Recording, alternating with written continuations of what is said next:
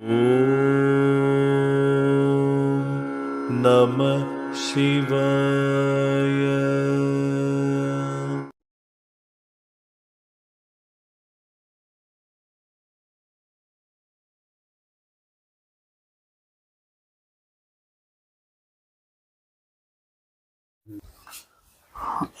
അപ്പോൾ സ്വാധിഷ്ഠാനം കഴിഞ്ഞാൽ പിന്നെ അടുത്തത് മണിപ്പുര ചക്രമാണ്. മണിപ്പുരം വെച്ചാൽ സിറ്റി ഓഫ് ജം, പ്രഷ്യസ് സ്റ്റോൺസ് എല്ലാം വെച്ചിരിക്കുന്ന ഒരു സ്ഥലം, അങ്ങനത്തെ ഒരു സിറ്റി. സ്റ്റെബിലൈസിംഗ് ചക്രം കൂടെ അല്ലേ ആണ് അവിടെ. അത് കഴിഞ്ഞാലാണ് ആ ബാലൻസ് വരിക. അപ്പോൾ ഈ ചക്രത്തിന്റെ പ്രത്യേകത എന്ന് വെച്ചാൽ നമുക്ക് വലിയ പ്രഷ്യസ് ആയിട്ടുള്ള കുറച്ച് കാര്യങ്ങൾ നമ്മൾ പിടിച്ചുകൊണ്ടിരിക്കും. അതെന്താണെന്ന് വെച്ചാൽ നമ്മുടെ കോൺസെപ്റ്റ്, നമ്മുടെ ബിലീഫ്സ്, നമ്മുടെ ഐഡിയാസ് ഒക്കെ. അത് നമ്മൾ ഒരുപാട് കഷ്ടപ്പെട്ടുണ്ടാക്കിയിരിക്കുന്നു. പലപ്പോഴും ബാറോഡായിട്ടുള്ള കോൺസെപ്റ്റുകൾ ഹോൾഡ് ചെയ്തിട്ട് നമ്മുടേതാണെന്ന് വിചാരിക്കും. ചിലപ്പോൾ തനതായി നമ്മൾ ക്രിയേറ്റ് ചെയ്ത കോൺസെപ്റ്റും ബിലീഫ്സും ഐഡിയാസും ഒക്കെ നമ്മൾ അതിന് കുറച്ചുകൂടി സ്ട്രെങ്ത് ഉണ്ട്. അറിഞ്ഞിട്ടാണ് പിടിച്ചിരിക്കുന്നത്. പലപ്പോഴും അറിയാതെ ആരെങ്കിലും പറഞ്ഞതിനെയൊക്കെ കേട്ട് കോപ്പി ചെയ്തിട്ട് പറഞ്ഞുകൊണ്ടിരിക്കും. അങ്ങനെ പറഞ്ഞുകൊണ്ടിരിക്കുന്നതിനെ ഒരാൾ കയറി പിടിച്ചാൽ ആ സന്ദർഭത്തിൽ നമ്മളുടെ ഗ്രൗണ്ട് ഇളകി പോയതുപോലെ തോന്നി. അപ്പൊ പിന്നെ അടുത്ത പരിപാടി എന്താണ്? ഇവനെ തള്ളിയെടുത്ത് ദൂരെ കളയുക, രക്ഷപ്പെടണം. ജീവൻ മരണ പോരാട്ടം പോലെ തോന്നിക്കുക.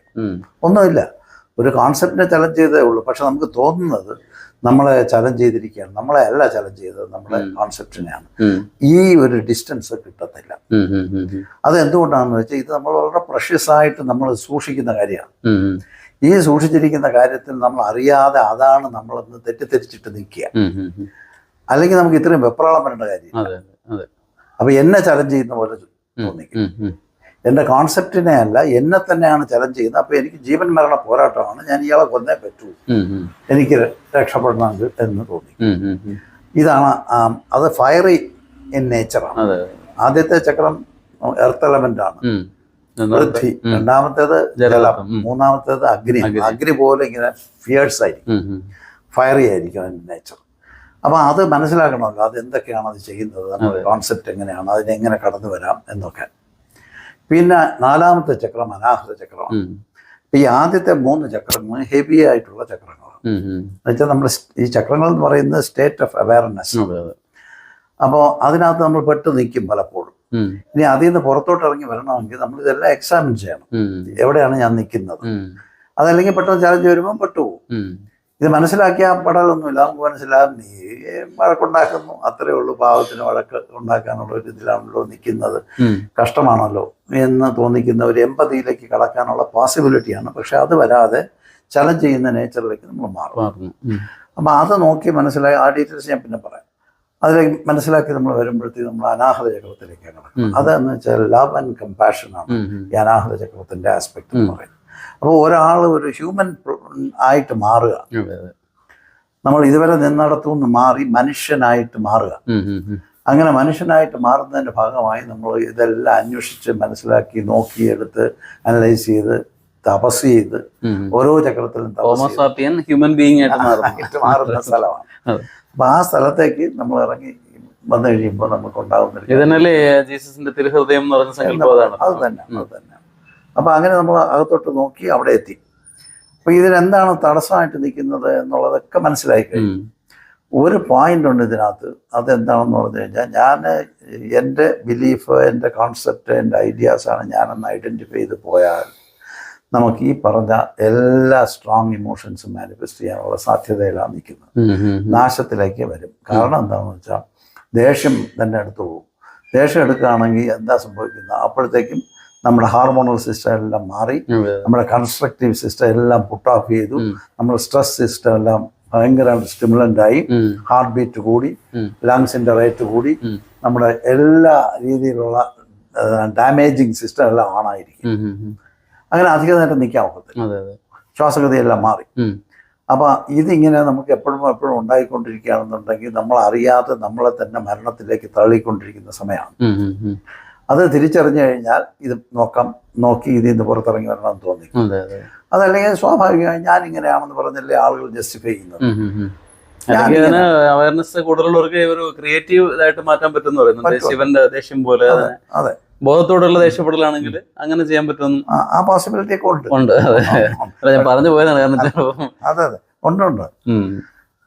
അപ്പോൾ നമ്മൾ അനാഹത ചക്രത്തിലേക്ക് കടന്നു വരുമ്പോഴാണ് നമുക്ക് അതിൻ്റെ ഒരു മാറ്റം സംഭവിക്കുന്ന സ്ഥലമാണ്. അതെങ്ങനെയാണെന്ന് വെച്ചാൽ ഇപ്പോൾ രണ്ട് വ്യക്തികൾ തമ്മിൽ വഴക്കുണ്ടാകും, കോൺസെപ്റ്റിന്റെ ബേസിസ് അല്ലെങ്കിൽ ബിലീഫിന്റെ ബേസിസിൽ, വിശ്വാസങ്ങളുടെ ബേസിസിൽ ഉണ്ടാക്കിക്കൊണ്ടിരിക്കും.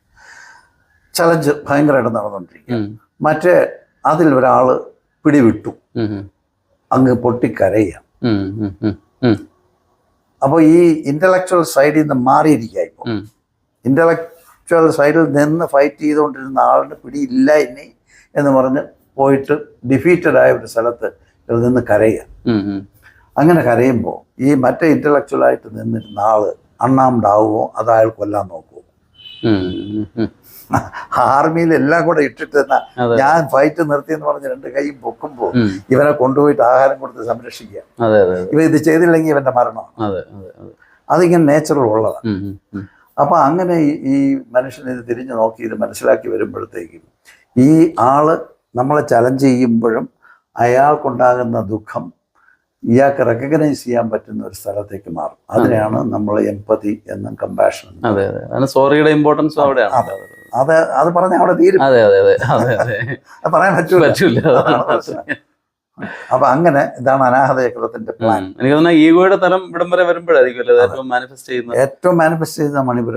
അതെ, നമ്മളത് സിമ്പിളായിട്ട് പറയുന്ന ഒരു കാര്യമുണ്ട്. കാരണം ഈ കാളികനെ വേണമെങ്കിൽ കൃഷ്ണൻ നിസ്സാരമായിട്ട് ഇല്ലാതെ, പക്ഷെ അദ്ദേഹം ഫണത്തിൽ കയറി അഹങ്കാരം ചവിട്ടി താഴ്ത്തിയിട്ടാണ് എങ്കിലേ ആ ഒരു ട്രാൻസ്ഫർ കൊടുക്കാൻ പറ്റുള്ളൂ എന്ന് പറയാറുണ്ട്.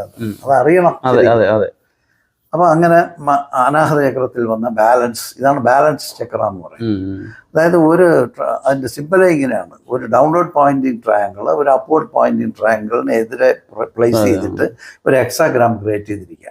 അപ്പൊ ഡൗൺവേർഡ് പോയിന്റിങ് എനർജിയും അപ്വേർഡ് പോയിന്റിങ് എനർജിയും ഇന്റർസെക്ട് ചെയ്തിട്ട് ഒരു ബാലൻസ്ഡ് പൊസിഷൻ ക്രിയേറ്റ് ചെയ്തിരിക്കുന്നതാണ് അതിന്റെ ബേസ് ഫോർമാറ്റ്. ഇതെല്ലാം അങ്ങനെ ഇതൊരു പ്രത്യേക ലാംഗ്വേജ് ആണ് വെച്ചിരിക്കുന്നത്. അത് കഴിഞ്ഞിട്ട് അതിൻ്റെ അടുത്ത സെൻട്രൽ ഇത് വായുവാണ്. വായു എപ്പോഴും സ്പ്രെഡ് ചെയ്ത് എക്സ്പാൻഡ് ചെയ്തുകൊണ്ടിരിക്കുന്ന ഒരു നേച്ചറിലേക്കാണ് വായു വർക്ക് ചെയ്യുന്നത്. അപ്പൊ ഈ അവസ്ഥയിലെത്തിരിക്കുന്ന ഒരാളിന്റെ അവയർനെസ് വായു പോലെ പടർന്നു നിൽക്കുന്ന അത് അയാൾ എക്സ്പാൻഡഡ് ആയി. പണ്ടിരുന്ന കൊച്ച് ആഹാരത്തിന് വേണ്ടി കടിപിടി കൂടിക്കൊണ്ടിരുന്ന ആളല്ല, സെക്സിന് വേണ്ടി ബഹളം ഉണ്ടാക്കിയവനല്ല, ഇന്റലക്റ്റിന്റെ പേരിൽ വലിയ ആളാകാൻ ശ്രമിച്ചവനല്ല, ഇപ്പൊ സ്നേഹത്തിൽ ലോകത്തെ കാണുന്ന ഒരു മനുഷ്യനായിട്ട് മാറുക. അത് കണ്ടു. അത് കഴിഞ്ഞ് ഇപ്പം പിന്നെ എന്താണ് ഇനി ചെയ്യാനുള്ളത്? സ്വസ്ഥമായി ഇരിക്കുക. ഇപ്പൊ ഈതറിന്റെ പൊസിഷനിലേക്ക് ഇറങ്ങി വരും. ആകാശം ആണ് അടുത്ത എലമെന്റ്. ആ പൊസിഷനിലേക്ക് ഇറങ്ങുമ്പോൾ ഇയാൾ അകത്തേക്ക് തന്നെ അടങ്ങിയിരിക്കാനായിട്ട് ഉള്ള ഒരു മാനസിക നില വന്നു ചേരുകയാണ്. ഇവിടെ കാണിച്ച ബഹളങ്ങളിലൊന്നും കാര്യമില്ല. എൻ്റെ ഉള്ളിലേക്ക് തന്നെ ഇറങ്ങി ഇൻ്റഗ്രേറ്റഡ് ആയിട്ട് ഇരിക്കാനുള്ള ഒരു പോസിബിലിറ്റി ഉണ്ട് എന്ന് ഇയാൾ തിരിച്ചറിയാം. അതിനെയാണ് നമ്മൾ വിശുദ്ധ പ്യുവർ സമാധാനമായ വിശുദ്ധ ചക്രത്തിലിരിക്കുകയാണ്. ഇനി അത് കഴിഞ്ഞ് ഇതിന്റെ എലമെന്റൽ നേച്ചർ മാറി. എലമെന്റ് 5 ആണല്ലോ, പഞ്ചഭൂതങ്ങൾ. അപ്പൊ അതിൽ എർത്ത് നിന്ന് മനസ്സിലാക്കി വാട്ടറിന്റെ ഫ്ലെക്സിബിലിറ്റി, എർത്തിന്റെ സ്റ്റബേൺനെസ്സിൽ നിന്ന് വാട്ടറിന്റെ ഫ്ലെക്സിബിലിറ്റിയിലേക്ക് വന്നു. വാട്ടറിന്റെ ഫ്ലെക്സിബിലിറ്റിയിൽ നിന്ന് ഫയറിന്റെ ബ്രില്യൻസിലേക്ക് മാറി. അറിഞ്ഞ ബ്രില്യൻറ്റ് ക്യാരക്ടറും അതനുസരിച്ച് നമുക്ക് പറയാൻ പറ്റും. ഫ്ലെക്സിബിൾ ആയിരിക്കും. ഒന്നിനൊരു ഡ്യുവാലിറ്റി കാണും, സ്ഥിരത കാണത്തില്ല. അത് കഴിഞ്ഞ് ഫയറിന്റെ ആ ബ്രില്യൻസിലേക്ക് മാറി. അത് കഴിഞ്ഞ് എയറിന്റെ എക്സ്പാൻഷനിലേക്ക് മാറി. അത് കഴിഞ്ഞിട്ട് അകത്തോട്ട് അമങ്ങി സ്വസ്ഥമായി ഇരിക്കുക. അങ്ങനെ നിന്ന് കഴിഞ്ഞാൽ എലമെന്റൽ നേച്ചറിന് പുറത്തായി. പിന്നെ ഉള്ളത് ഇതിന്റെ സോഴ്സാണ്. സോഴ്സ് എന്ന് പറയുന്ന സാഖ്യ ഫിലോസഫിയാണ് ഇതിന്റെ റൂട്ട്. സാഖ്യയിൽ സോഴ്സ് എന്ന് പറയുന്നത് ത്രിഗുണങ്ങളാണ്. അപ്പോൾ നമ്മൾ സത്വ രജസ് തമസ്, സത്വഗുണം രജോ ഗുണം തമോ ഗുണം എന്ന് പറഞ്ഞ 3 ക്വാളിറ്റിയാണ്. അപ്പൊ ഈ ക്വാളിറ്റിയാണ് എല്ലാത്തിൻ്റെയും ബേസ് എന്ന് പറയുന്നത്. അത് നമ്മൾ എപ്പോഴും വർക്ക് ചെയ്തുകൊണ്ടിരിക്കുകയാണ്. അതെങ്ങനെയാന്ന് വെച്ചാൽ സത്വഗുണം എന്ന് പറയുന്ന നോളജ് ആയിട്ടും, രജോ ഗുണം എന്ന് പറയുന്ന പാഷൻ ആൻഡ് ആക്ടിവിറ്റി ആയിട്ടും, തമോ ഗുണം എന്ന് പറയുന്നത് ലെഥാർജി, സ്ലീപ്പ്, ഡാർക്ക്നെസ് ആയിട്ടും എല്ലാ ജീവനിലും വർക്ക് ചെയ്തുകൊണ്ടിരിക്കുകയാണ്. അപ്പൊ നമ്മൾ എലമെന്റൽ നേച്ചർ കഴിഞ്ഞിട്ട് നമ്മൾ ക്വാളിറ്റിയിലേക്ക് കിടക്കുക. അപ്പൊ നമ്മുടെ അവയർനെസ് മനസ്സിലാകും, ഞാൻ സ്റ്റബേണായിട്ട് നിൽക്കേണ്ടവനല്ല, അതൊക്കെ ഞാൻ കടന്നു എന്നറിയാം. അപ്പൊ സ്റ്റബേൺനെസ് അങ്ങ് പോയിട്ട് ഭയങ്കര ബ്രില്യൻ്റ് ആക്ടിവിറ്റിയിലേക്ക് ഇറങ്ങാൻ പറ്റുന്ന ഒരു സ്ഥലത്താണ്. അതും ഞാനല്ല എന്ന് തിരിച്ചറിയാം. എന്നിട്ട് ഞാനിതിൻ്റെ സോഴ്സായി നിന്ന് ഇൻസ്പയർ ചെയ്യുന്ന എൻ്റെ അറിവ് പോലും അല്ല എന്ന് തിരിച്ചറിയാം. അതാണ് ഈ ആജ്ഞാചക്രത്തിൽ സംഭവിക്കുക. ആ സോഴ്സിലോട്ട് പോയിരിക്കുക. ആ സോഴ്സിൽ പോയി ഇരുന്നിട്ട് അവിടെ വിശ്രമിക്കാം. അങ്ങനെ വിശ്രമിക്കുമ്പോൾ അതിൻ്റെ ഡീപ്പർ തലങ്ങളിലേക്ക് ഇറങ്ങുകയാണ് ഈ പ്രാക്ടീഷണർ. അപ്പോൾ അവിടെയാണ് ഒരു പ്രത്യേക ഒരു ചക്രം അവിടെ കാണിച്ചിട്ടുണ്ട്. ആ ചക്രത്തിനെയാണ് നമ്മൾ ഈ കാമധേനു എന്ന് പറഞ്ഞൊരു ഐഡിയ ഒക്കെ ചേർത്ത് അവിടെയാണ് വെച്ചിരിക്കുന്നത് ഈ പിക്ചറിൽ. അതിനെയാണ് സോമചക്രം എന്ന് പറയുന്നത്. സോമചക്രം, സോമം എന്ന് വെച്ചാൽ നെക്ടർ ഓഫ് ഇമ്മോർട്ടാലിറ്റി. നമ്മൾ അമൃതത്വത്തിലേക്ക് കടക്കുക, മറ്റെല്ലാം പോയി. ഇനിയിപ്പോൾ അമൃതത്വത്തിലേക്ക് എന്ന് വെച്ചാൽ ഞാൻ ഈ നശ്വരമായ ശരീരം, മനസ്സും, ഇന്ദ്രിയങ്ങളും, അഹങ്കാരവും ഒന്നുമല്ല, ഇന്റലക്റ്റും അല്ല, ഞാനെന്ന് വിചാരിച്ചതൊന്നുമേ അല്ല ഞാൻ എന്ന് തിരിച്ചറിയുകയും ഇയാൾ അവിടെ നിന്ന് ഞാൻ ആരാണ് എന്ന് തിരിച്ചറിയുമ്പോൾ അയാൾ അറിയുന്ന കാര്യം ഞാൻ ഈ അമൃതത്വത്തിന് അർഹനാണ് എന്ന് തിരിച്ചറിയാം. ആ തിരിച്ചറിവ് ഉണ്ടാകാൻ അർഹനാണ് ഞാനെന്നറിയാം. അപ്പൊ അതിന് അവിടെ ഒരു പ്രത്യേക പിക്ചർ വളരെ പ്രധാനമാണ്. അതിനെ കാമധേനു എന്നാണ് പറയുന്നത്. ഈ കാമധേനു എന്ന് പറയുന്നത് ഒരു കാകന്റെ ചുണ്ടും ഹാർട്സിന്റെ കുതിരയുടെ ശരീരവും പശുവിന്റെ അകിടും ഹംസത്തിന്റെ ചിറവും മയിലിന്റെ വാലും ഉള്ള ഒരു സാങ്കല്പിക ഒരു ഐഡിയ. ഇതിനെയാണ് കാമധേനു എന്ന് പറയുന്നത്. അപ്പൊ ഈ ആൾ കാമധേനുവിനെ പോലെ ഇത് ആജ്ഞാചക്രത്തിന്റെ ഡീപ്പായിട്ടിരിക്കുന്ന ഒരു പൊസിഷനാണ്. അതുകൊണ്ടാണ് ഇതിനെ ഒരു ചക്രമായി ചില സ്കൂളുകൾ കണക്കാക്കുന്നത്. മറ്റു ചില സ്കൂളുകൾ ആജ്ഞാചക്രമായി തന്നെ.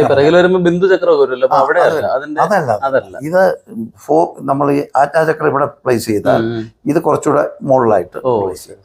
അതായത് ആജ്ഞാചക്രത്തിനെ കറസ്പോണ്ട് ഇരിക്കുന്ന പൊസിഷൻ എന്ന് പറഞ്ഞാൽ നമ്മുടെ പിറ്റ്യൂട്ടറി ഗ്ലാൻഡും ഹൈപ്പോതലാമസും ഇരിക്കുന്ന ഭാഗമാണ്. ഈ സോമചക്രം എന്ന് പറയുന്നത് പീനിയൽ ഗ്ലാൻഡ് ഇരിക്കുന്ന ഭാഗമാണ്, കുറച്ചുകൂടെ മുകളിലോട്ടാണ്. ഇത് കഴിഞ്ഞിട്ടാണ് സഹസ്രാരപത്മം എന്ന് പറയുന്നത്. അപ്പൊ ഈ സ്ഥലത്തേക്കുള്ള തിരിച്ചറിവ് വലിയ തിരിച്ചറിവാണ്. ഇങ്ങനെ തിരിച്ചറിഞ്ഞിരിക്കുന്ന ഒരു മനുഷ്യൻ ഇങ്ങനെ ഉപയോഗിച്ചിട്ട് ഈ ചക്രത്തിനായിരിക്കും. അത് തന്നെ. അപ്പോൾ ഇത് ആക്ടിവേറ്റ് ചെയ്യുന്ന ഒരു പ്രത്യേക ഖേജരി അതിന്റെ പ്രാക്ടീസ്. അപ്പൊ ആ പ്രാക്ടീസ് താനെയും സംഭവിക്കും, പ്രാക്ടീസിലൂടെയും അവിടെ ഒരാൾക്ക് അങ്ങനെ ആ പ്രാക്ടീസിലെത്തി രാജ്യങ്ങളിലെ സർജറി അങ്ങനെ ഉണ്ട്, നാക്കൊക്കെ കട്ടി ഇങ്ങനെയൊക്കെ ഉണ്ട്. അതിന്റെ ആവശ്യമൊന്നും ഉള്ളതല്ല. അപ്പൊ ഇങ്ങനെ ഒരു സ്ഥലത്തേക്ക് ഇയാൾ എത്തുമ്പോൾ ഇയാളുടെ ക്വാളിറ്റിയാണ് ഈ ചിത്രം കൊണ്ട് കാണിച്ചിരിക്കുന്നത്. അതായത് കാമധേനുവിനെ കൊണ്ട് ഇയാളുടെ അടുത്ത് വരുന്ന ഒരു കോൺഫ്ലിക്റ്റ് ഉള്ള ഒരാളെ അടുത്ത് വന്ന് ആ കോൺഫ്ലിക്റ്റ് അവരിൽ ഇരിക്കാൻ പറ്റില്ല. ഇയാളുടെ മഹാശാന്തതയുടെ മുമ്പ് ഒരു കോൺഫ്ലിക്റ്റിനും സ്ഥാനമില്ലാത്തൊരു സ്ഥലമാണ്. അപ്പൊ ആ കോൺഫ്ലിക്റ്റ് എന്ന് പറയുന്നതാണ് നമ്മുടെ ഈ ഇംപ്യൂരിറ്റി. കാകൻ ചെയ്യുന്നത് ഈ ഇംപ്യൂരിറ്റിയെ അവിടെ ഇവിടെയൊക്കെ ഉള്ള കൊത്തിപ്പറക്കി മാറ്റിയിട്ട് സ്ഥലം ക്ലീൻ ചെയ്തിടുന്നതാണ് കാകന്റെ പ്രവർത്തനം. അപ്പൊ ഈ ഇരിക്കുന്ന ആള് അങ്ങനെ ഒരു കാകനെ പോലെ വർക്ക് ചെയ്യുന്നു. കാരണം അയാളുടെ മുമ്പ് വന്നാൽ കോൺഫ്ലിക്റ്റ് ഉള്ളവൻ അവിടെ വന്ന് നിൽക്കാൻ പറ്റത്തില്ല. അതാണ്. പിന്നെ ഹാർട്സിനെ പോലെ ശക്തനാണ്. ഹാർട്സ് പവർ എന്നൊക്കെ പറയുമ്പോൾ അത്രയും ശക്തനാണ്. കാരണം ഒരു ആവശ്യമില്ലാത്ത ഒരു എനർജിയും വേസ്റ്റ് ചെയ്യാതിരിക്കുന്ന ആളാണ്. അപ്പൊ അത് ചാനൽ ചെയ്ത് കഴിഞ്ഞാൽ അങ്ങോട്ടേക്ക് അത് പവർഫുൾ ആയിട്ട് പോകും. പിന്നെ പശുവിന്റെ അകിട്, ഇതാണ് കാമധേനു എന്ന് നമ്മൾ പറയുന്ന സങ്കല്പത്തിൽ അമൃത ചൊരിഞ്ഞുകൊണ്ടേയിരിക്കുന്നതാണ്. നെക്ടർ ഓഫ് ഇമ്മോർട്ടാലിറ്റി, സ്നേഹം, വളരെ മനോഹരമായ നിലനിൽപ്പിന്റെ ബേസിൽ മരിക്കാതിരിക്കുന്നതിന് വേണ്ടിയുള്ള ആ സുധ എന്നൊക്കെ നമ്മൾ പറയുന്നത് അത് ചൊരിഞ്ഞുകൊണ്ടേയിരിക്കുക. അപ്പൊ അതാണ് കാമധേനുവിൻ്റെ. പിന്നെ ഇത് ഒരു രീതിയിലുള്ള പായ്സണും ഈ സ്റ്റേറ്റിലിരിക്കുന്ന ആളിനെ ബാധിക്കും. എന്ന് പറഞ്ഞാൽ ഈ പാഷനാണ് പായ്സൺ. നമ്മൾ ഒരാളാണെന്നൊക്കെ തോന്നിക്കും. അതെല്ലാമാണ് ഈ പോയ്സണായി വർക്ക് ചെയ്യുന്നത്. എന്ന് വെച്ചാൽ സമാധാനത്തിലേക്ക് നമ്മളെ കടത്താതെ വേറെ എവിടെയോ മാറ്റി നിർത്തിയിരിക്കുന്ന പോയ്സണുകളാണ് ഇതെല്ലാം. അതായത് നമ്മളെ കൊന്നുകൊണ്ടിരിക്കുന്ന കാര്യങ്ങളാണ്. അപ്പൊ അതും ഇദ്ദേഹത്തിന് തിരിച്ചറിഞ്ഞു. ഇതൊന്നും ഇയാളെ ബാധിക്കുന്നേയില്ല. അതുകൊണ്ടാണ് മയിലിന്റെ പീലിയാണ് വാലായി കാണിച്ചിരിക്കുന്നത്. പിന്നെ ഈ സ്വാനിന്റെ, അതായത് രാജഹംസത്തിന്റെ ചിറക്, ഗോൾഡൻ ഹംസത്തിന്റെ ചിറകാണ്. അത് കാണിക്കുന്നതെന്ന് വെച്ചാൽ ഹൈ ഡിസ്ക്രിമിനേറ്റീവ് ഇന്റലിജൻസ് ഉള്ള ഒരാളാണ് ഇയാൾ. കാരണം എന്താണെന്ന് പറഞ്ഞു കഴിഞ്ഞാൽ ഇയാൾ കണ്ട ഉടനെ ഇയാൾ എന്താണ് അതിന്റെ വസ്തുത എന്ന് അറിയുന്നതാണ്. അനലൈസ് ഒന്നും വേണ്ട, അനാലിസിസ് വേണ്ട, കണ്ടാൽ തന്നെ അങ്ങനെ മനസ്സിലാകുന്ന ആളാണ്. ഈ ഒരു പൊസിഷനിലേക്ക് ഹംസം തന്നെ പറയുന്നത് എങ്ങനെയല്ലേ, നമ്മള് പാല് വെള്ളം ചേർത്ത് വെച്ച് കഴിഞ്ഞാല് അത് തന്നെ പാലിനെ വെള്ളത്തിനെ സെപ്പറേറ്റ് ചെയ്യാൻ കഴിവുള്ള ആ ഒരു അതാണ് നമ്മളെ കാണിച്ചത്. ഈ വ്യക്തിക്ക് അത് കണ്ട ഉടനെ മനസ്സിലാവും. അപ്പൊ നല്ലതല്ലേ എടുക്കാൻ പറ്റുള്ളൂ, വേറെ ഒന്നും എടുക്കുന്നില്ല. അങ്ങനെ ഇരിക്കുന്നവർ അവിടെ കാമേശ്വരനും കാമേശ്വരിയും എറ്റേണൽ സെലിബ്രേഷൻ ഓഫ് ലവ് മേക്കിങ്ങിലാണ്, സെലിബ്രൻസ് ആയിട്ടിരിക്കുക ഇയാള്. അതിനകത്ത് രണ്ട് ഐഡിയാസിൽ ഒന്ന് ഈ കോൺഷ്യസ്നെസ്സും മറ്റേത് അവയർനെസ്സും ഒരുമിച്ച് ലയിക്കാൻ തുടങ്ങാം. ഇത് രണ്ട് സെപ്പറേറ്റ് എൻറ്റിറ്റി അല്ല എന്നും നമ്മുടെ അറിവ്, നമ്മൾ അറിഞ്ഞ് ആരാണെന്നൊക്കെ വിചാരിച്ചുകൊണ്ടിരിക്കുന്നതെല്ലാം ലയിച്ച് ചേർന്ന് നമ്മൾ ഈ അഖണ്ഡമായ ബോധമാണെന്ന് തിരിച്ചറിയുന്ന സ്ഥലത്തേക്ക് ഇയാൾ കടക്കുക. എന്നിട്ട് ആ ലയനം സംഭവിക്കുന്നത് രാജാചക്രത്തിൽ നമുക്ക് സംഭവിക്കുന്നത് വെച്ചാൽ അർദ്ധനാരീശ്വര സങ്കല്പം അവിടെ സാക്ഷാത്കരിക്കുന്നു എന്നാണ്. പകുതി ദേവിയും പകുതി പുരുഷനും, അങ്ങനെ അർദ്ധനാരീശ്വരന്റെ. അപ്പൊ ആ ലയനം തുടങ്ങുക, അവയർനെസ്സും കോൺഷ്യസ്നെസ്സും കൂടെ ലയിച്ച് വരിക. ഈ കാമധേനുവിന്റെ കാമേശ്വര ചക്രം എന്നാണ് ഈ ചക്രത്തിന്, സോമചക്രത്തിന് മറ്റൊരു അതിനകത്തുള്ള ആ പോയിന്റിന്റെ പേര്. ഇത് കഴിഞ്ഞ് സഹസ്രാര പത്മത്തിലേക്ക് കടക്കുമ്പോഴത്തേക്കും ഇയാൾക്ക് ലയനം പൂർത്തിയാകും. ശിവന്റെ പര്യാദങ്ങൾ വരുന്നുണ്ടല്ലോ, സോമേശ്വരായ കാമേശ്വരായ വരുന്നുണ്ട്. അങ്ങനെ ബ്രഹ്മ ഇത് രന്ധ്രം എന്നൊക്കെ നമ്മൾ പറയും. ആ സഹസ്രാര പത്മത്തിന്റെ മിഡിൽ കോറിലാണ് ഇത് സംഭവിക്കുന്നത്. ആ മിഡിൽ കോർ എന്ന് പറയുമ്പോൾ ശൂന്യത ഉള്ള, എന്ന് വെച്ചാൽ ലെഫ്റ്റ് സൈഡ് എന്ന് പറയുന്ന ഫെമിനൈൻ ട്രൈറ്റും റൈറ്റ് സൈഡ് എന്ന് പറയുന്ന മാസ്കുലിൻ ട്രൈറ്റും, ഈ രണ്ടും ബാധിക്കാത്ത ഒരു ശൂന്യത ഉള്ള ഒരു മിഡിൽ കോറുണ്ട്. അതിനാണ് ശൂന്യചക്രം എന്ന് പറയുന്നത്. ഇതിനെ ശൂന്യചക്രം എന്ന് പേര് വന്നിരിക്കുന്നത് അതുകൊണ്ടാണ്. അപ്പൊ നമ്മൾ ഒരു സൈഡും എടുക്കാതെ ആ പ്രകൃതി ലയിച്ച് അങ്ങനെ ഇരിക്കുന്ന ഒരു പൊസിഷനിലേക്ക് ഇയാൾ എത്തുന്നു. അങ്ങനെ എത്തുമ്പോൾ എന്താണെന്ന് വെച്ചാൽ ആബ്സല്യൂട്ട് റെസ്റ്റിൽ ഇരിക്കുന്നത് കൊണ്ട് ബ്രെയിൻ പൊട്ടൻഷ്യൽ എല്ലാം ഹൈലി അലർട്ടാണ്. അതാണ് ഈ 1000 പെറ്റൽ ലോട്ടസ് എന്ന ഐഡിയ, സഹസ്രാര പത്മം എന്ന ഐഡിയ. അതിങ്ങനെ അങ്ങ് വികസിച്ച് അറിവ് മാത്രമായി റൂട്ടിലേക്ക് ശ്രദ്ധയേ ഉണ്ടാവില്ല. അതൊക്കെ കഴിഞ്ഞു. അല്ല, ഞാൻ പറഞ്ഞ രണ്ട് എക്സ്ട്രീമുകൾ പറഞ്ഞത്, ഒന്ന് ഫുൾ ഓഫ് അവയർനെസ്, താഴെ അബ്സല്യൂട്ട് ഇഗ്നറൻസ്, അങ്ങനെ വേണമെങ്കിൽ വായിക്കാം. അതാണ് ഇതിന്റെ സ്കീം. ഇതിനെ നമ്മൾ ഇതിനെ ഇപ്പൊ റിച്വലിസ്റ്റിക് ആയിട്ട് കൊണ്ടുപോകാം, ഇതിനെ ഭക്തിപരമായി കൊണ്ടുപോകാം. കാരണം അതിന് ദേവതകളെല്ലാം വെച്ചിട്ടുണ്ട്. ഇന്റലക്ച്വൽ ആയിട്ട് കൊണ്ടുപോകാം, ഇമോഷണലായിട്ട് ഇതിനെ അഡ്രസ് ചെയ്യാം, സ്പിരിച്വൽ ആയിട്ട് ഫൈനലി ഇതിനെ അഡ്രസ് ചെയ്തിട്ട് ആ സ്ഥലത്തേക്ക് എത്തിച്ചേരാം. അതിനെല്ലാം പ്രാക്ടീസുകളുണ്ട്. അങ്ങനെ ഇതാണ് അതിന്റെ സത്ത. ഇനി അത് എങ്ങനെയാണെന്നുള്ളത് ഓരോ ചക്രമായിട്ട് എടുത്ത് ഡീറ്റെയിൽഡ് ആയിട്ട് പോയാൽ നമുക്കത് നോക്കാം. ഇതിന്റെ സത്ത മാത്രം ഞാൻ പറഞ്ഞതാണ്. ഈ സ്കീമിനെയാണ് നമ്മൾ കുണ്ടലിനി യോഗം എന്ന് പറയുന്നത്. അതായത് നമ്മുടെ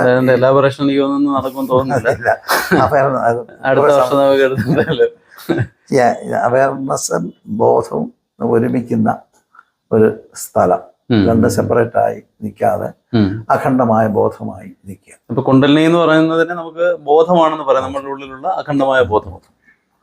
അതായത് ഈ പ്രൈമോഡിയൽ കോൺഷ്യസ്നെസ് അല്ലെങ്കിൽ ആ മഹാശൂന്യതയിൽ നിന്നാണ് എല്ലാം ഉണ്ടായത്. അപ്പൊ അവിടത്തേക്ക് തിരിച്ചു മടങ്ങുക. അതിനിങ്ങനെ മഹാപൂർണത എന്ന് ഞാൻ വിളിക്കുന്ന ഈ സ്ട്രാറ്റിഫൈ ചെയ്തിട്ട് ഇങ്ങനെ പോകാം. അപ്പൊ നമ്മൾ നിൽക്കുന്നിടത്തുനിന്ന് തുടങ്ങാം. ഈ മണ്ടേൻ ബോധത്തിൽ നിൽക്കുന്ന ഒരാള് സോഷ്യൽ ബോധത്തിലേക്ക് മാറി, അവിടെ നിന്ന് ഇന്റലക്ച്വൽ ആയ ഒരു സ്ഥലത്തേക്ക് വന്ന്, അവിടെ നിന്ന് ഇമോഷണൽ ആയിട്ടുള്ളതിന്റെ പ്യൂരിഫൈഡ് ഇമോഷണലായ ലവ് ആൻഡ് കമ്പാഷനിലെത്തി, അവിടെ നിന്ന് ഇന്റഗ്രേഷനിലേക്ക് കടന്ന്, അവിടെ നിന്ന് ആജ്ഞാചക്രത്തിൽ സോഴ്സിലേക്ക് വന്ന് സോഴ്സിൽ മനസ്സിലാക്കുന്ന ഒരു പ്രധാന കാര്യം എന്ന് പറഞ്ഞാൽ ഇതിപ്പോ സൃഷ്ടിസ്ഥിതി സംഹാരം ആണ്. ഇത് 3 ക്വാളിറ്റീസ്. ഞാനിവിടെ വന്നു, ഞാനിവിടെ നിൽക്കുന്നു, ഞാൻ പോകും എന്ന് തിരിച്ചറിഞ്ഞിട്ടാണ് പിന്നെ ഞാൻ പോകുന്നില്ല, വരുന്നില്ല എന്ന് അറിയുന്നത്. ആ ചക്രത്തിൽ അങ്ങനെ അതുവരെയുള്ള അറിവിന്റെ ക്രക്സ് അവിടെ ആയി. അതിനുശേഷം ആ സെലിബ്രേഷനിൽ ഇരിക്കുക. കാമേശ്വരി സംയോഗത്തിൽ സെലിബ്രേഷനിൽ അങ്ങനെ ഇരിക്കുക. അതാണ് സോമചക്രം. അത് കഴിഞ്ഞിട്ട് സഹസ്രാര പത്മത്തിലെ ലയനം. ഈ സ്കീമിനെ ഇങ്ങനെ പറഞ്ഞു വെച്ചിരിക്കും. പക്ഷെ പ്രാക്ടീസ് ചെയ്യുമ്പോൾ ഒരുപാട് കാര്യങ്ങളുണ്ട്. അപ്പൊ നമ്മുടെ സൈക്കിയിൽ കയറിയിട്ട് ഡയറക്റ്റ് ആയിട്ടാണ് ഈ വർക്ക് നടത്തുന്നത്. അപ്പൊ ഒരുപാട് ഹിഡൻ ഇംപ്രഷൻസ് ഒക്കെ നമ്മുടെ മൈൻഡിനകത്തുണ്ട്. അത് ഭയങ്കര സ്ട്രോങ് ആയിട്ടുള്ളതുണ്ട്, ലൈറ്റ് ആയിട്ടുള്ളതുണ്ട്, സന്തോഷമുള്ളതുണ്ട്, ദുഃഖമുള്ളതുണ്ട്, ഇതെല്ലാം ഉണ്ട്. അത് പലതും നമ്മൾ സപ്രസ് ചെയ്തൊക്കെ വെച്ചിട്ടാണ് മുന്നോട്ട് പോകുന്നത്. കോൺഫ്ലിക്റ്റിംഗ് ആയിട്ടുള്ള കാര്യം വെളിയിലെടുത്ത് നോക്കാൻ തയ്യാറാവില്ല മനുഷ്യൻ. അപ്പോൾ ഒരു ഗൈഡ് വേണം. അത് ഒരു അറിഞ്ഞ ഒരു ഗുരുവിൻ്റെ സഹായത്തോടു കൂടി മാത്രമേ അങ്ങോട്ട് കടക്കാൻ പറ്റുള്ളൂ. കാരണം നമ്മൾ തന്നെ കാണാൻ ഉദ്ദേശിക്കാത്ത ടെറൈനിലൂടെ നമ്മളെ ഇറക്കുമ്പോൾ അവിടെ കാണുന്ന ഒരുപാട് എക്സ്പീരിയൻസ്, അവിടെ ഉണ്ടാകുന്ന പല എക്സ്പീരിയൻസുകളുണ്ട്. സ്ട്രോങ് ആയിട്ടുള്ള എക്സ്പീരിയൻസ്. ഫിയർ നമുക്ക് ബേസിക് ആയിട്ടുണ്ടല്ലോ. തെറ്റ് ചെയ്യുന്നവന് ഫിയർ ഉണ്ട്. തെറ്റെന്ന് നമ്മളൊരു കോൺസെപ്റ്റ് വെച്ചിട്ടാണ് തെറ്റാക്കുന്നത്. അപ്പൊ അത് കൂടെ നോക്കി മനസ്സിലാക്കി ഇതിന് പുറത്തിറങ്ങി വരുന്നു. സഹജമായതിനെ വെല്ലുവിളിക്കുന്ന ഒരു സ്ഥലത്ത് കൂടുതൽ എനിക്ക് തോന്നുന്നു ഈ സ്വാധിഷ്ഠാനത്തിന്റെ ഭാഗത്തും മണിപുരത്തിന്റെ അവിടെയാണ് മൂന്ന് ചക്രത്തിലാണ് ഉണ്ട്. ഈ ആഹാര സമ്പാദനത്തിന് വേണ്ടി ഇപ്പം തന്നെ വിശന്നിരിക്കുന്ന ഒരു സന്ദർഭത്തില് അവിടെ 2-3 ആളുകളൊക്കെ ഉണ്ട്, 2 കുഞ്ഞുങ്ങളും ഒക്കെ അവിടെ ഉണ്ട്. അപ്പൊ വിശപ്പ് കൂടിപ്പോയത് കൊണ്ട് ആയിരിക്കുന്ന കുഞ്ഞുങ്ങളുമൊക്കെ വിശന്നിരിക്കുക. പക്ഷെ വിശപ്പ് വന്ന് മറന്നിട്ട് ആഹാരം വരുമ്പം ഈ ബാക്കിയുള്ളവരെ വിസ്മരിച്ചിട്ട് ചാടി വീണ് ഇതിനെ എടുത്ത് മുഴുവൻ കഴിച്ചു കഴിഞ്ഞിട്ട് ഇരിക്കുന്ന ഒരു പൊസിഷൻ എന്നാലോചിക്കും. അതെ, അല്ല അതിനേക്കാളും ഭീകരമായത് സംഭവിച്ചിട്ടുണ്ട്. കാരണം വെച്ചാൽ അടുത്തിരിക്കുന്ന ആളിനെ തന്നെ കൊന്നിട്ട് രക്തം കുടിക്കുകയും അതൊക്കെ ചെയ്യുന്നുണ്ട്. അപ്പൊ ഇങ്ങനെ ഒരു സിറ്റുവേഷൻ വന്ന കോൺഫ്ലിക്റ്റ് ഉള്ളതാണ്. ഇത് നമ്മൾ തിരിച്ചെടുത്ത് നോക്കാൻ തയ്യാറാകത്തില്ല. കാരണം നമ്മൾ ചെയ്തൊരു കുറ്റമായിട്ട് തോന്നിക്കും. അപ്പൊ അതുകൊണ്ട് അതൊക്കെ സപ്രസ് ചെയ്ത് വെക്കും. ഈ സപ്രസ്ഡ് ആയിട്ടുള്ള ഇമോഷൻ പ്രാക്ടീസ് ചെയ്തുകൊണ്ടിരിക്കുന്ന കാലത്ത് സർഫസ് ചെയ്യുമ്പോൾ ഇമാജിനേഷനുമായിട്ട് ബന്ധപ്പെട്ടിട്ട് ഇത് വിഷൻസ് ക്രിയേറ്റ് ചെയ്യും. ആ വിഷൻസ് നമ്മുടെ ഫിയർ ക്രിയേറ്റ് ചെയ്യുന്ന വിഷൻസ് ആണ്. ആ വിഷൻസ് വരുമ്പോഴത്തേക്കും അത് നേരത്തെ നമ്മൾ ആദ്യം തുടങ്ങിയപ്പോൾ ഒരു കാര്യം പറഞ്ഞല്ലോ, അതായത് ഇത് ഇപ്പൊ നടക്കണതാണോ, നാളെ നടക്കണതാണോ, അതോ ഇന്നലെ നടന്നതാണോ എന്നറിയാൻ വയ്യാത്തൊരു കൺഫ്യൂഷനിലേക്ക്. അങ്ങനെ വരുമ്പോഴത്തേക്കും ലൊക്കേറ്റ് ചെയ്യാൻ നോക്കും. നമ്മൾ ഈ ടൈം സ്പേസിൽ ലൊക്കേറ്റ് ചെയ്തിരിക്കുക. ആ ടൈം ഡയമെൻഷൻ അങ്ങ് മാറും, സ്പേസ് ഡയമെൻഷൻ അങ്ങ് മാറും. അപ്പൊ ഇത് നടന്നു കഴിഞ്ഞതാണോ നടക്കാൻ പോകുന്നതാണോ എന്നൊന്നും അറിഞ്ഞുകൂടാതെ വരും. ഇത് ഹലൂസിനേറ്റ് ചെയ്യും.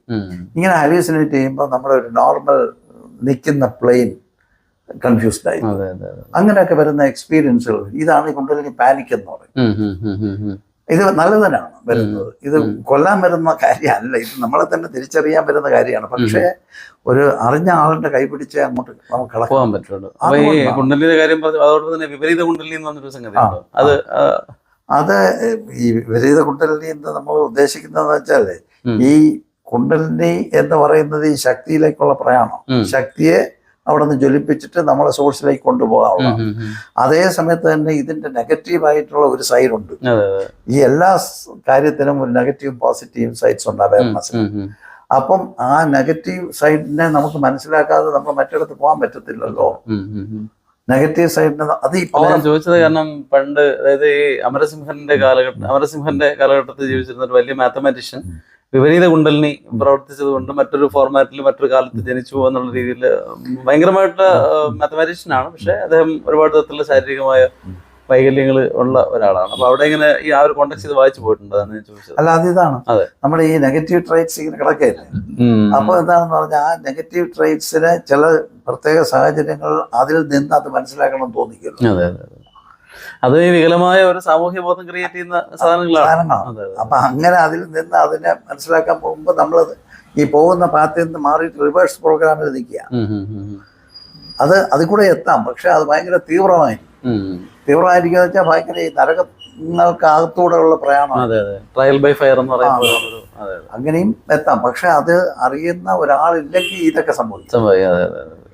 അതാണ് ഇതിനകത്തുള്ളൊരു ബുദ്ധിമുട്ട്. അപ്പോൾ അങ്ങനെ അല്ലാതെ തനിച്ചു പോകാൻ പ്രയാസമാണ്. അപ്പോൾ ഒരു ചോദ്യമുണ്ട്, ഇത് ആദ്യം പ്രപ്പോസ് ചെയ്ത ആള് തനിച്ചല്ലേ പോയത്? നമ്മുടെ ലെവലുള്ള മനുഷ്യരല്ലോ. അപ്പൊ അതുകൊണ്ട് അങ്ങനെ നമ്മളുടെ കണക്ക് വെച്ചിട്ട് അതങ്ങനെ എടുക്കാൻ പ്രയാസം. അപ്പൊ ഇങ്ങനെയാണ് ഇതിന്റെ ഇത് പോകുന്നത്. നല്ലൊരു ശാസ്ത്രമാണ്. ശാസ്ത്രീയമായിട്ട് ഒരുപാട് കാര്യങ്ങൾ അതിനകത്തുണ്ട്. ഓൺലൈൻ പാക്കേജ് ആയിട്ട് ചെയ്യുന്നുണ്ടോ അതോ? ഇല്ല, ഓൺലൈൻ ചെയ്തില്ല. അടുത്ത വർഷം വരുന്നവരെ കാത്തിരിക്കണം.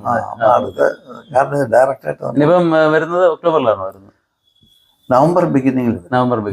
ഓക്കെ. അപ്പൊ അത് ഇങ്ങനെ ഉണ്ട്. ഇതൊക്കെ നല്ല ഇൻട്രസ്റ്റിംഗ് ആയിട്ടുള്ള ഏരിയാസ് ആണ്. നോക്കി മനസ്സിലാക്കാം. തീർച്ചയായും സിസ്റ്റമാറ്റിക് ആയിട്ട് ചെയ്തിരിക്കുന്നു. നമ്മുടെ സമയം തൽക്കാലം ഇതാവുകയാണ്. ഒരു വളരെ സിമ്പിളായ ഒരു ചോദ്യം കൂടെ ചോദിച്ചിരുന്ന ഈ ചെറിയൊരു ബാലിശമായൊരു ചോദ്യമാണ്. ഇപ്പൊ നമ്മള് ഇപ്പൊ ചിന്തിക്കുമ്പോൾ അടുത്ത മനുഷ്യജന്മം എന്റെ അവസാനത്തെ ജന്മമാണ്, ഞാൻ ദേവ ഇതിൽ ജനിക്കാൻ പോകുന്നു, അല്ലെങ്കിൽ ദേവന്റെ എനർജിയിലേക്ക് ജനിക്കാൻ പോകുന്നു. ഇപ്പൊ നമ്മുടെ ഈ ക്രിയായോഗ ചെയ്യുന്നവരൊക്കെ ചെയ്യുന്നതാണ്, ഇത്ര ക്രിയ കംപ്ലീറ്റ് ചെയ്യുമ്പോഴത്തേക്ക് നമ്മുടെ എനർജി മാറുന്നു, ബ്രെയിനിന്റെ വേവ്സ് മാറുന്നു, അപ്പൊ അത് മറ്റൊരു എനർജി തലത്തിലേക്ക് നമ്മൾ ഉയരുന്നു. അപ്പൊ നമ്മൾ ദേവനായി എന്ന് വിചാരിക്കുക. അപ്പൊ ദേവനായി കഴിയുമ്പോഴത്തേക്ക് പിന്നെ അതിന്റെ അടുത്ത തലം എന്താണെന്ന് അന്വേഷിച്ച് വരുമ്പോൾ ഒടുവിൽ നമ്മൾ ഓക്കെ, അപ്പൊ ഇന്ദ്ര പദവി തന്നെ മാറി വരുന്നുണ്ട്. ഇത്ര കാലം കഴിയുമ്പോൾ ബ്രഹ്മാവിന്റെ പദവി മാറി വരുന്നുണ്ട്. ഇത്രയും കൽപ്പം കഴിയുമ്പോഴത്തേക്ക് അടുത്ത ബ്രഹ്മാവ് വരുന്നു. അപ്പൊ ഇങ്ങനെയൊക്കെയുള്ള സാധനങ്ങളുണ്ട്.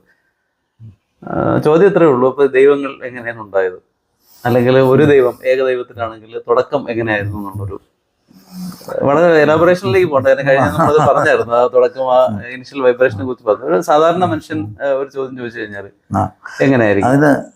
അതിന്റെ ആൻസർ സിമ്പിൾ ആണ്. അതെ അതെ, ദൈവം ഉണ്ടായതല്ല, ഉള്ളതാണ്. അതിനെ നമ്മൾ ഇന്റലിജൻസ് എന്ന് വേണമെങ്കിൽ പറയാം.